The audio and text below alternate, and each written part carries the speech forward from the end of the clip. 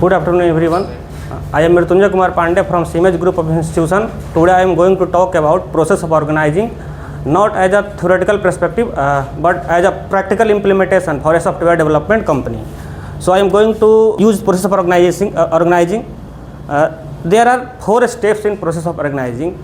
Actually, that process that are identification of division of work, how we identify which type of work which person is going to do, and other thing is grouping the works in a separate departments, that is called departmentalization.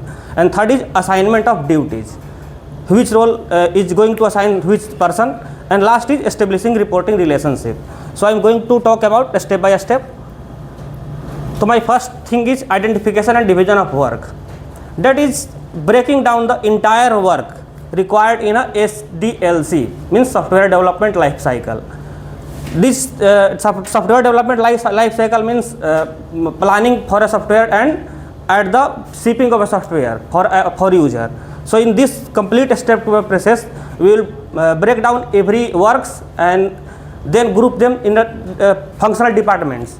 First of all, why we should divide work? So there are 4 important points for this. We have to divide the work. First is specialization. Everyone don't know about everything, and maybe some person is expert in some things. So each person focuses on what do best. That is a specialization. Second is clarity. If everyone is assigned the specific duty, then everyone going to do their work best. Third is efficiency. Parallel work stream, different person do different type of work, that will combine after that and give up efficient productivity. Last is accountability. Defined work units makes performance manageable, measurement straightforward. So I am divided. I have divided the total work in 5 different departments. First is software development. In this, the coder and designer, UI UX designer will become. And second is quality assurance department. Third is project management, and fifth is DevOps and infrastructure, or last is sales and client relations. Details in software development, I have put front-end developer, back-end developer, API design developer, and database managers. And their work is like coding, code review, refactoring, documentation, etc. This number of roles defines approximately how many people will be in this department. So software development area has 8 to 12 persons or 8 to 12 roles. Second is quality assurance. This group of work will do manual testing, automation, and user experience testing. In this case, the other subtask will be test case writing, which type of how user will use this app, and bug reporting. If there is any bug, then they will report to software development team. And last is regression testing. Third is project management. In this, key activities is sprint planning. Sprint is it is a project management work. In this sprint, a scrum master decides a short-term goal, and they have to achieve that goal. They will sprint. Project management team will sprint planning, stakeholder management, and risk analysis. They have solved tasks like backlog grooming, status reporting, and retrospectives. There will be 2 to 3 roles in this project management team. Other is DevOps and infrastructure. In this CI/CD is like when we develop app. The company when develop app, they don't copy paste the code every time. They use cloud infrastructure, and after every check and quality assurance test, the app will be automatically uploaded to cloud and shipped to users. That is work of CI/CD, cloud setup and monitoring and security. Their subtask is pipeline configuration, deployment, and server management. There are 2 to 4 roles in this. Next is sales and client relations. Their work is lead generation, client onboarding, new clients finding, support. So their subtask is like giving demo to clients, proposals, and contract negotiation and follow-ups. Next step is the departmentalization, in which we group similar works in distinct departments according to for their streamlined operations. I have created 6 departments. That is called functional departmentalization. My first department is engineering department. It will include all persons like that will work in front end, back end, mobile and full stack developers. And second is quality assurance department. This department will home manual tester, automation engineers. Here should one question should arrive, that why create different department for engineering department, quality assurance department? Because both sees same codes. Then why create two different departments? There is a reason for that, because the head of engineering department will be different and head of quality department, quality assurance department will be different. If both comes under same roof, then for quality assurance department will not do proper work. They will ship the buggy code to comply in a time frame. So that will be we need a quality department different from engineering department. Next is DevOps department, that will host person from cloud, CI/CD, security engineers. Next is product and project management. In this we house project managers and a scrum master, that I have told about the sprint plannings, that comes in this department. Next is sales and marketing. This team gives sales executives, market analytics, and last is HR and finance. This will hire the workers or developers or other personals, and the accountants will be come in this, that will see the payrolls and other resources like that. This is my organizational hierarchy. In this the CEO and MD is the lead authority. That under him there is 6 departments I have created. VP of engineering, that will be engineering department's head. Next is quality assurance department's head, QA lead. Next is DevOps department head, DevOps lead, and product department's head, product manager. Next is sales and marketing department head, sales head, and support department sales and HR and finance. Sorry.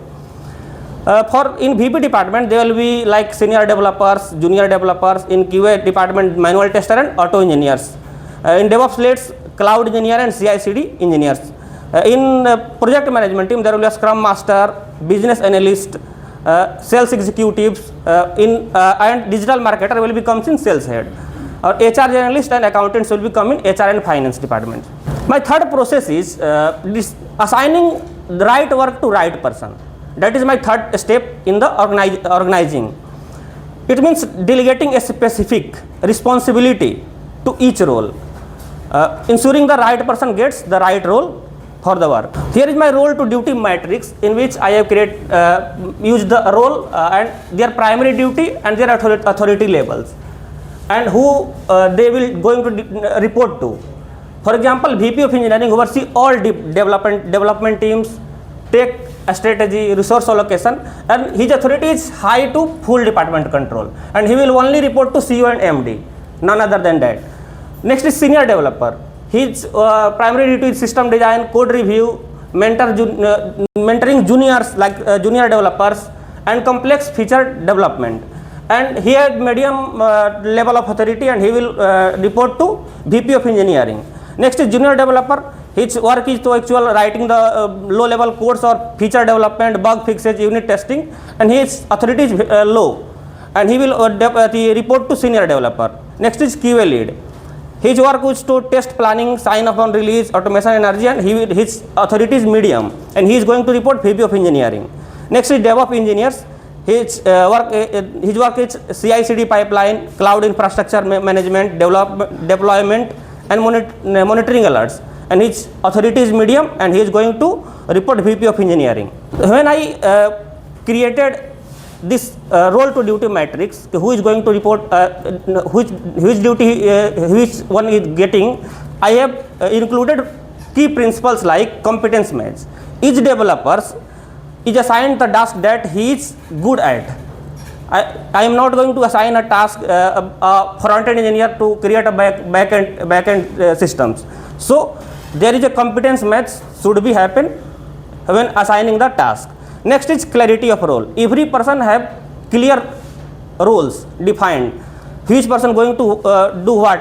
After that there is a some apps like Jira and Confluence that is used to manage the clarity of roles. Jira is a app that creates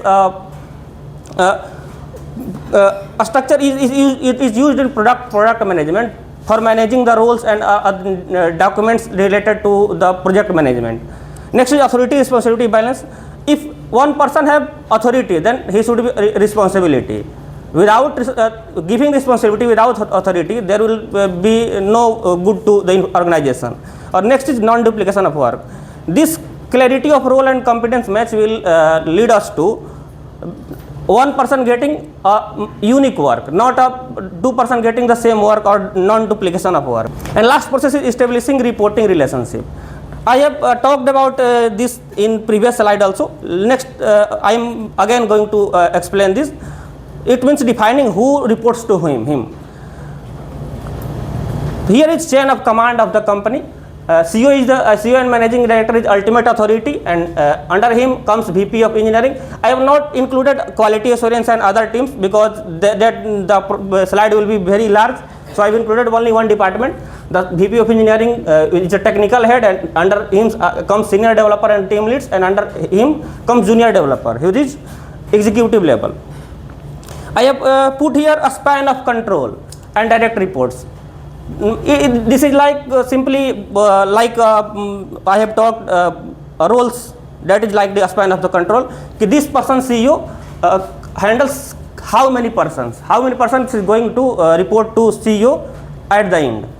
And VP of engineering, like senior developer, senior developer will report to VP of engineering. And there will be three senior developers. That means senior developer going to three quality leads and development DevOps leads. Junior developer is going to report senior developer. There will be going to 2 to 3 per team as a junior developer. So that is the clear span of control and direct reporting details. Here is there is not going to only reporting down to up. There should be reporting upward reporting and downward reporting both. That will be helpful for a proper organization. So here upward reporting daily in this includes daily stand-ups. This is developers reports blockers to senior developers, weekly sprint review, monthly OKR review, bug escalation. QA will be escalate to QA lead, and QA lead will be escalate to VP of engineering. And there is a downward communication necessary for that. And there the CEO communicates company strategy, what will be our strategy for to the VPs, and VP engineering sets technical vision for developer teams, and sprint goals assigned by Scrum Masters, and task allocation from senior developers to junior developers. That is downward communication. And there should be lateral communication on the same level. That includes in engineering and QA collaborate during sprint testing. They collaborate, DevOps and engineering sync on development readiness. Project and sales align on feature priority, and there is cross-functional Slack channels. Slack channels like there should be other communication channel also. Slack is a app that is used for communicating, and it is the summary that I have talked about from last some minutes. First was identification and division of work, second is departmentalization, and third is assignment of duties, and fourth is reporting relationship. Thank you.